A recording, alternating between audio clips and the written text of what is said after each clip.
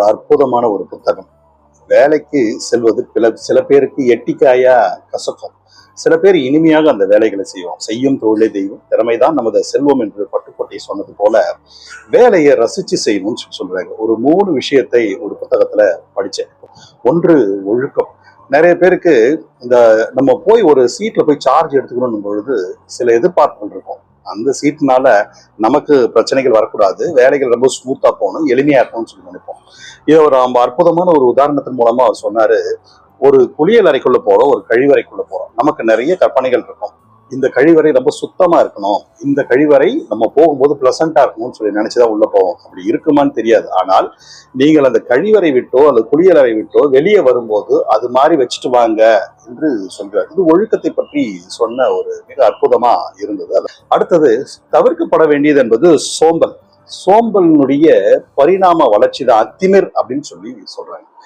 அண்ணாவுடைய ஒரு நாடகத்துல ஒருத்தர் வேலைக்காரன் கூப்பிடுவாரு, டேய் வாடா, இந்த காலை எடுத்து இங்க டேபிள் மேல வை அப்படின்னு. யாரு? அவருடைய காலை எடுத்து டேபிள் மேல வைக்கிறதுக்கு வேலைக்காரனை கூப்பிடுவார். இது மாதிரியான ஒரு சோம்பலினுடைய உச்சம் தான் திமிர்த்தனம். அதனால சோம்பலை தவிர்த்துருங்க. 3வது முக்கியமான ஒண்ணு, பவர்ஸ் டெலிகேஷன். இந்த உங்ககிட்ட இருக்கக்கூடிய வேலைகளை நீங்க மற்றவங்களுக்கு பிரிச்சு கொடுங்க. அது அலுவலகத்துல மட்டுமல்ல, உங்களுடைய வீட்டுல கூட உங்களுடைய வேலைகளை பசங்களுக்கு பிரிச்சு கொடுங்க.